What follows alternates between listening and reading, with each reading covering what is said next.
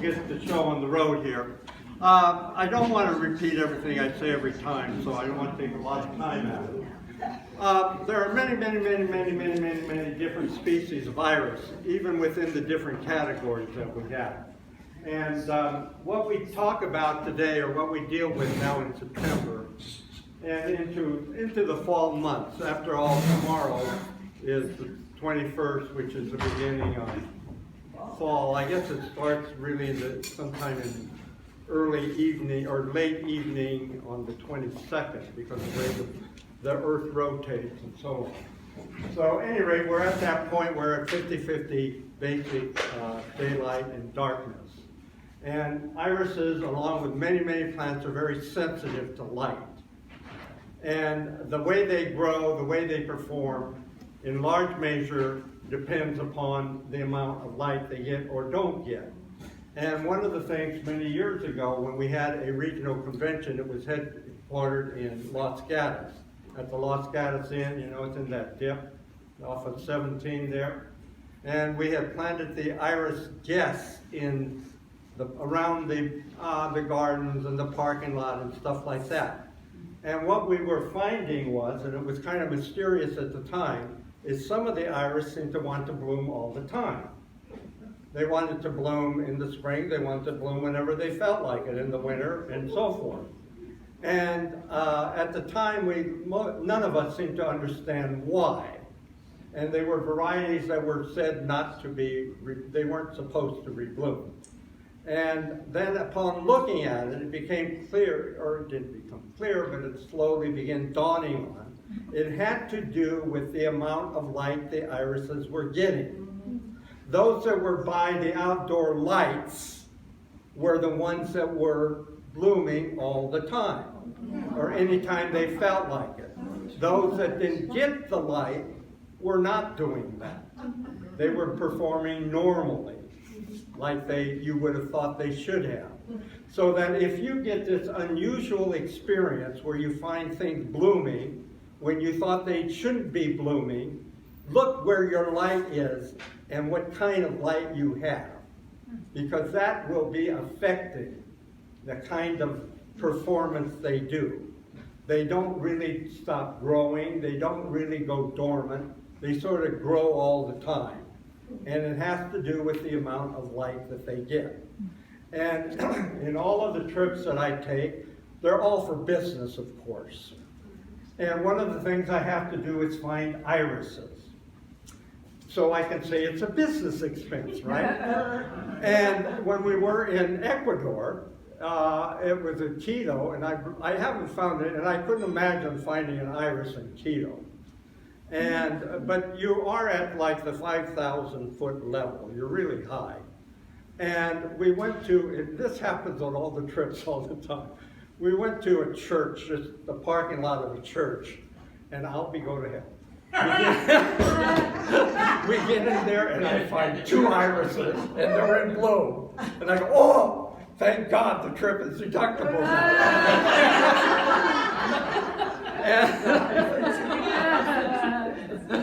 And what it was, is they were old Perissima, they were old species, and old, good, reliable Crimson King.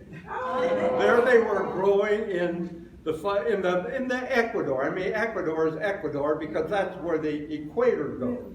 And you can go and actually supposedly see that line is the equator, and you can put a foot on one side and one on the other, you know, big deal. You can put a line anywhere you want to and charge you to go in and do it. But at any rate, that's what happened there. And it was pretty neat. Now that you got me on a digression here. When we're going through the Eastern Mediterranean, and I mean, this is the homeland of a lot of irises, the species of the iris. And I'm looking for an iris, so I can prove I was on a trip searching for an iris. And I could not for the life of me find an iris anywhere in the Eastern Mediterranean. And this is where a lot of the species are, of the bearded ones. And we're going along, and we had time to kill in Turkey. And it was, well, one of the things you could do is go see where Paul bought the Virgin Mary after Jesus was dead, you know. And we said, well, that'll be something to kill the time. And so we go on this trip, and we have to climb a mountaintop or a mountain edge or something. And we get in there, and then there's a plaza, and here is the Chapel of the Virgin Mary, where supposedly she lived at that time period. And as soon as we get there, I see there is a tree, and around the tree are irises. Oh my God, as God said, it was meant to be. The trip is now deductible. And so, this is, you know, the crazy things that happen in your life. Now, how did I get off of that? Because I like to talk. Anyway, what we have here, very quickly to go through this, people have been kind enough and good enough to bring a whole range of different irises for us to have today. And one that we don't tend to grow here much anymore, if we ever did, are the Louisiana iris. And they are native of the bogs of, like it says, of basically the Louisiana area. But they do go up the Mississippi River, certain species, much further than that. And they have been bred over the years into, like all irises, into fancier and fancier things. If you look today, we have several of them here. And some of the most interesting and most advanced hybridizing has been happening in Australia, of all places. And what they've done is that all we hybridizers try to do is make the flowers bigger, the petals wider. We try to add ruffles to them, like you see here, this kind of thing, because it's sort of that the impact of what has happened to the tall bearded begins entering into these things. And so we begin getting things like this. And one of the hybridizers that really started advancing them in Australia was John Taylor, he was still alive. And what he was an interesting person. He was like the third most important person in whatever in Australia is equal to our Federal Reserve System. So, I mean, he was a high up person. But this is something he did. And he really did originally, Mary Dunn did a lot of work on it too, but he is the one that really got this wide, roughly form. Then he sort of lost interest in it, and now he works on Pacificas and does stuff that's nice as mine are, if not better sometimes. But he doesn't sell them or anything, he just does it for the hell of it. So this is what has happened to them. But then I noticed that the hybridizers today, including one who was a local who lived here for many years, was Ron Blitzer. He then moved back to Louisiana. What they have done, to me, they've gone backwards. They've gotten the more narrow, skinny forms. They've done away with a lot of the ruffling. Yeah, they've got some neat colors, but they don't have this flower form anymore. I don't know, the Louisiana people are dominating this now, and they think that is a much preferred form. I don't think so, but that's the way it is. Okay. Now, they do grow in the bogs of Louisiana, like I said. Do they have to grow in water? No. They do need water, however. They do appreciate water. But I would say you need no more water to give them than you would normally give a lawn. Just that much. If that much. Now, I grew them at the ranch without any water at all. And they survived and did just fine. So it has to do with, how much you want to do to them. These obviously have had a lot of water, I think. And they do what they do. Some people get so excited, they even put them in pots and submerge like a baby swimming pool, the little rubber pool kind of thing. They don't need that. They're far more tolerant than that. All right, there are a lot of other things I'm sure you're going to find. They're doing a lot of stuff now which are going to be what are species hybrids. And they've gotten the different species that you find all over the United States, basically, and have crossed them. And then they try to take the first syllable of one of the species that they use, and last part of a syllable of the other one they use. And they come up with things like Levada Gata, I guess, which is a cross between the Virginica and whatever the other part is. So at any rate, but we don't grow much of this stuff around here. But if you want to enter shows and get the judges all excited, enter one of these, because they don't see many of them and they get all excited and worked up about it. And they'll give you a high award. So that's one of the things you want to do if you want to win the different medals and get more ribbons. Be sure to fill in these little used classes, like this. One of the ones I think it's a weed around here, and the weed in most parts of the country is, oh God, what is the yellow one that crawls all over the world? Pseudochorus. Pseudochorus. It is a weed. And what it does, it drops its seed like in a creek bed that it's by, and then that creek flows somewhere, like a swamp down here. Neary Lagoon used to be, it was to the point where the Pseudochorus was driving out the tules. There was so much of it around. They finally had to call it an invasive weed, and they went in and began digging it out. Because the tules was the natural thing, the Pseudochorus was a weed. Parts of New Zealand where it's considered a noxious weed. Yeah, it's a noxious weed in a lot of places. So that's how easily it spreads around, like a lot of things do that. And we have Virginica, which is something which is, like we have the Pacific Coast natives, which are native here. These are native in the Appalachian areas. And it's a plant in the species chain. You see, you gotta be appreciative of stuff like this. You see that skinny thing there? That's what it looks like as a species. But a lot of things look like that as a species. And then you work on them and you get the petal broadened out, flattened. You then get the substance in them. You then begin putting ruffles on them and things like that.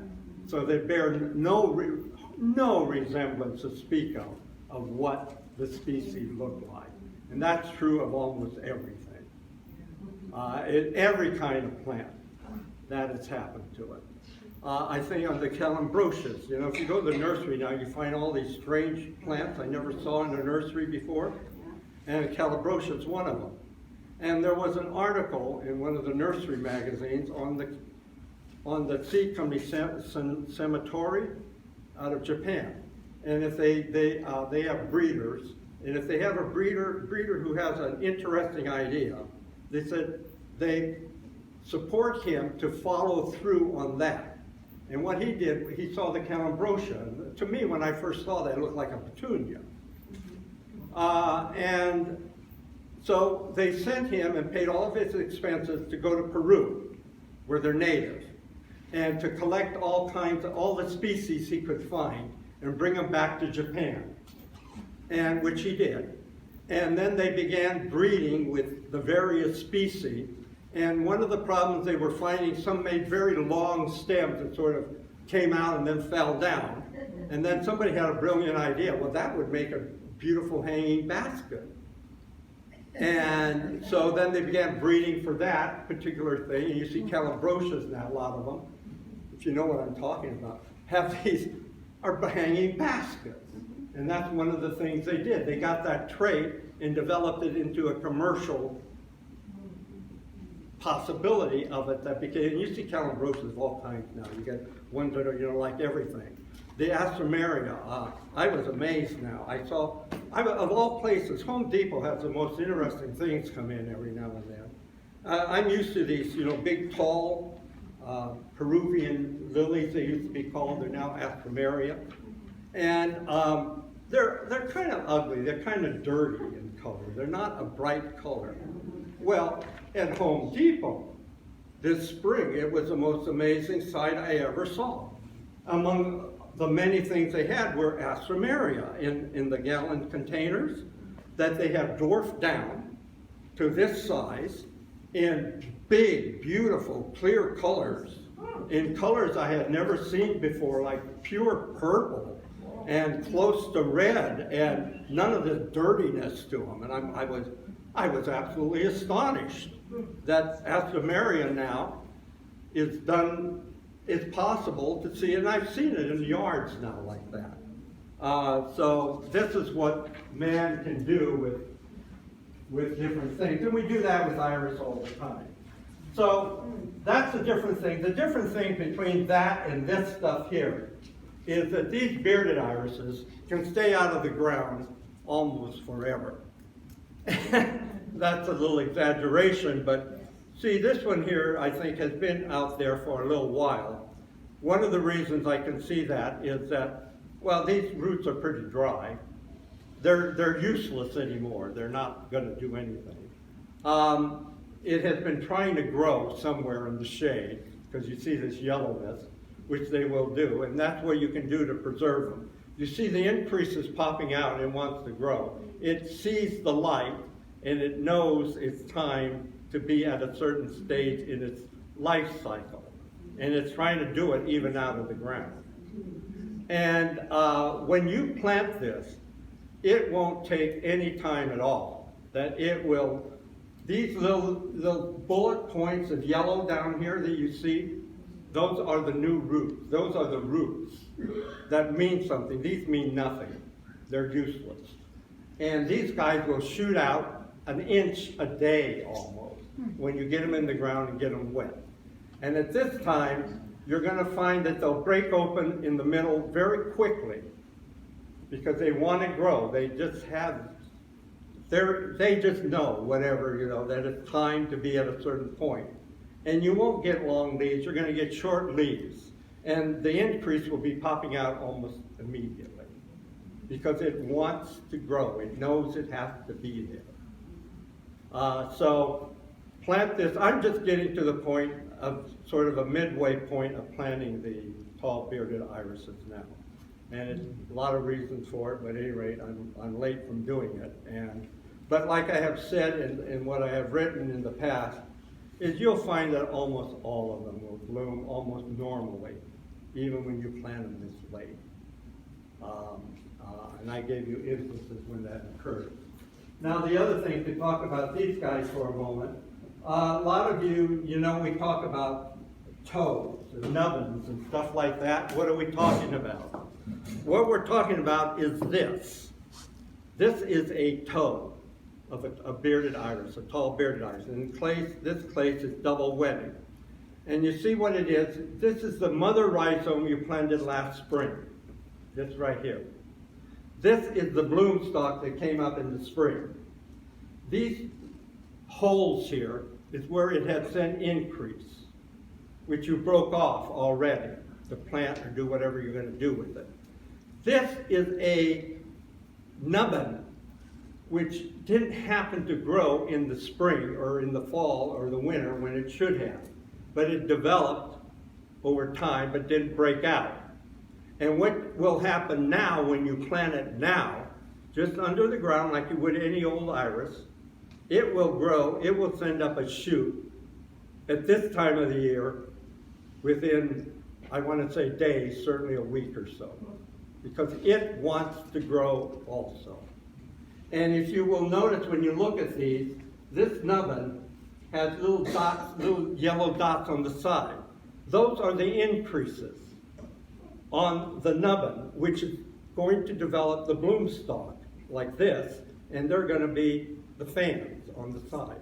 And they will happen if you do anything. Plant them now, and I won't guarantee, but they're likely to develop the bloom stalk and certainly the increase I'm talking about. One like this is pontificate, has these littler ones like that. You notice they're already showing kind of green, and they've had no water all year long, other than what they had in the spring.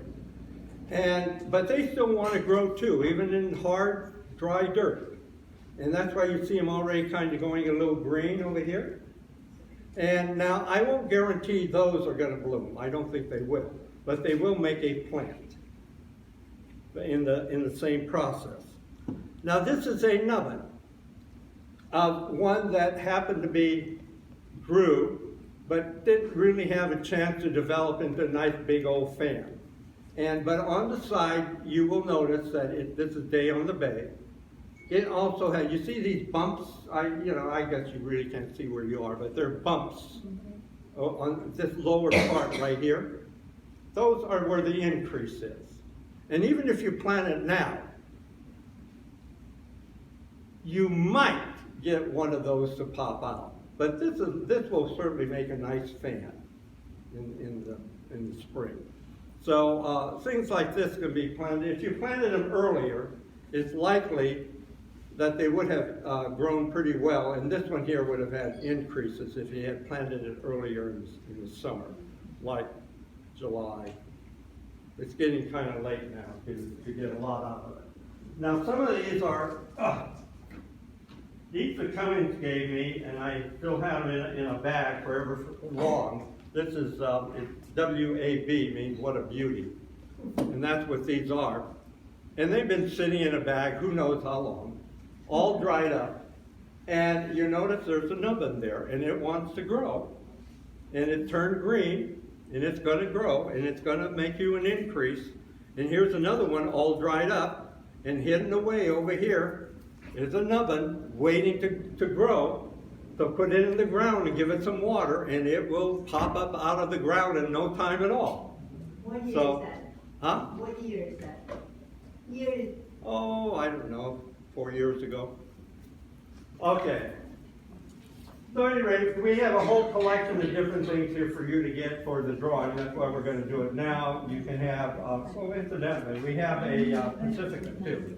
Why do we have that? I said, don't do that now. And the reason is that if you don't water in the summer months, which I don't, they don't develop any roots in the summer months. And what happens is sometimes you go by, and because they don't have any roots, you hit it, it breaks off on its own. And that's what happened here. And I put it in some water, and it hasn't developed roots yet, but if you want to try, put it in the water, and wait for it to develop some roots, and that's what you do, and then you plant it. So I brought it because it's stroke of midnight, so the dark blackish one, yeah. So how much water do they need? I did divide tonight, and they was died. But like I got one green shoot. Do they have to be kept moist all the time? Well, these need to be moist. I mean, no more than, I wouldn't water them any more than I do the bearded iris now when I replant them, which is basically once a week. Once a week. Deep. It gets hot now. But I only have so much time. And that's what they get where I hand water. Where I have the drip tape, I can do it whenever I feel like it at the ranch. So, but I've just started that process. Okay, that's enough. You don't have any questions, do you? You want the drawing now. So get your drawing going. All right.